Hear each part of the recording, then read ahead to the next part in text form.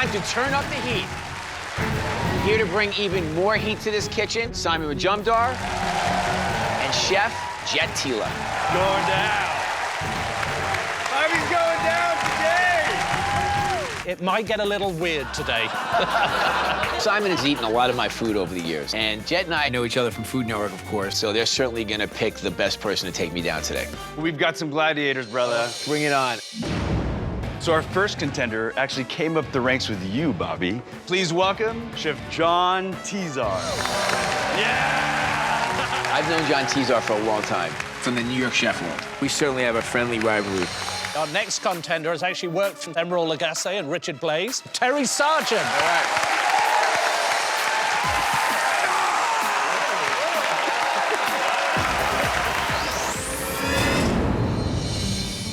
Jet and Simon are pretty confident one of you guys can beat me. But first, you must go through each other. You'll have 20 minutes to make an ingredient of my choice the star of your dish. And that ingredient is flank steak. I'm really worried because flank steak has a lot of muscle and it's usually a really tough cut of meat. Cooking with steak is not really my forte, but we're gonna knock this thing out. So it's these guys behind me that you need to impress because they'll be deciding which one of you goes up against me in round 2. You guys ready? Go. So I'm making a flank steak taco with charred tomato salsa, avocado relish, and mint and cilantro crema. What are you gonna serve that with, Chef? With a sweet pepper and onion jam with a little bit of gochujang foam. Tesar! So you're pretty purist on the steak here, right? I mean, Yeah, salt and pepper, man. There you go. All right, chefs, good luck. Terry steak. It feels like it's definitely on the rare side, and Tesar's, it's a little more well done. Terry, what's in the blender? Avocado cream. It's got a crema and a foam. You wonder if there's gonna be too much richness. Chefs, you've got 3 minutes. I take tortillas and then I put that creamy avocado in the middle. First, I put my crema down. I cut my flank steak Against the grain because I want it to be really tender. And now it's time to slice that flank steak, but my knife's just not sharp enough to get this done quickly. I'm just trying to get it on the plate. 90 seconds. I add my pepper jam. I put my gochujang foam on top. 30 seconds. I then pour salsa, and then I'm gonna add my crema. 10, 9, 8, 7, 6, 5, 4, 3, 2, 1. I'm confident in all of my flavors, and I think that this will get me to that next round. Chefs, it's up to Simon and I to decide who goes on to actually get to beat Bobby. Terry, what did you make? flank steak taco with pepper jam and gochujang foam.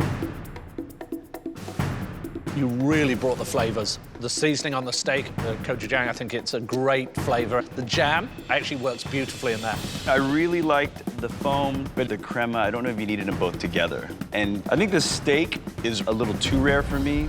And chewy isn't what you're looking for with a taco. Chef John, what did you cook? Flank steak, taco, charred tomato salsa, some avocado relish, and mint and cilantro crema.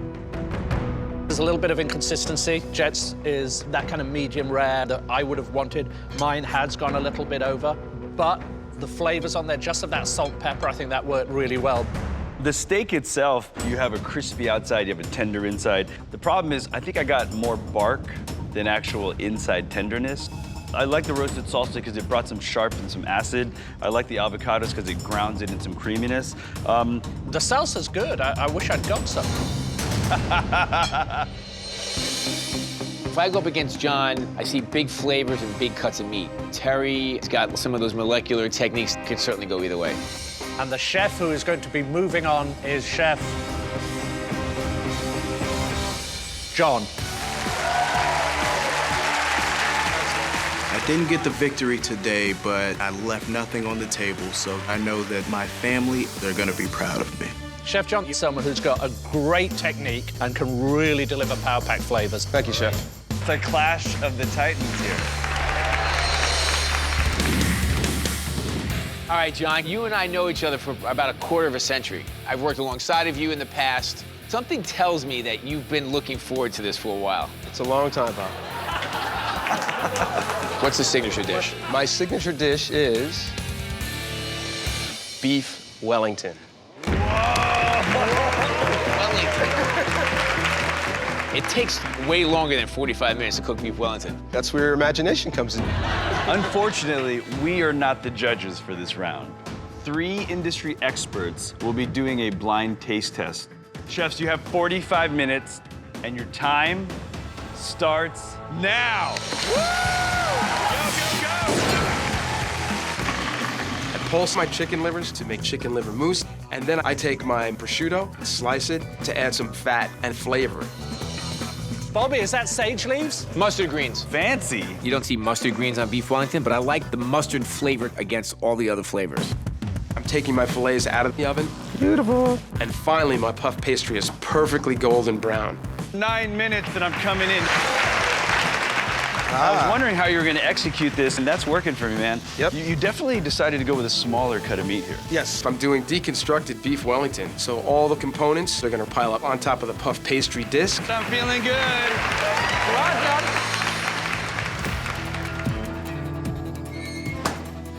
Not good. What does not good mean, brother? Nothing. Please don't look. Keep this. I need to guard this. My Beef Wellington looks really raw. The pastry looks pale and not puffing. That means John's got a chance here. That's all that means. I don't think I've ever seen it this flustered. I mean, either.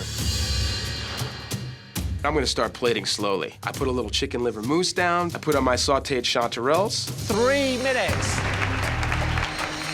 I'm a little stressed out here just because I'm waiting for it to cook. So I just plate really simply. I get the port wine and ancho chili sauce down, and then checking my puff pastry.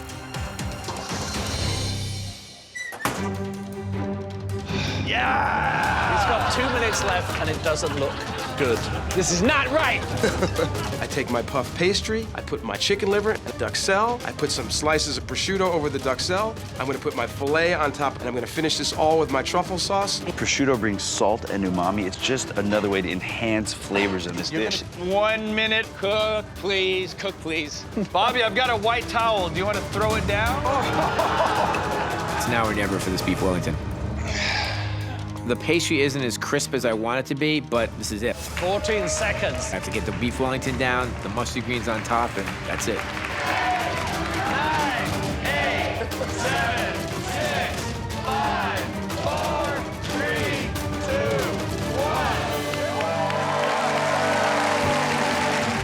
1. Congratulations, chefs. That was one for the books. It's time to meet your judges. We have the president of Quality Meats and Quality Italian, Michael Stillman, consulting chef and author, Madison Cowan, and the executive chef of Blue Smoke, Jean-Paul Bourgeois. Judges, as a reminder, this is a blind taste test, so please start with the plate in front of you. I sort of dig the little deconstructed presentation of it. And the fact that the puff pastry remained crispy is amazing.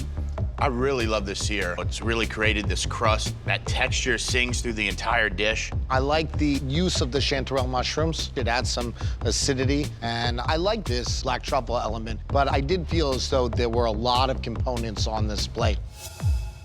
Prosciutto kind of confused me. Although I usually agree with pork, it kind of got lost. I think the beef is cooked just a hair over.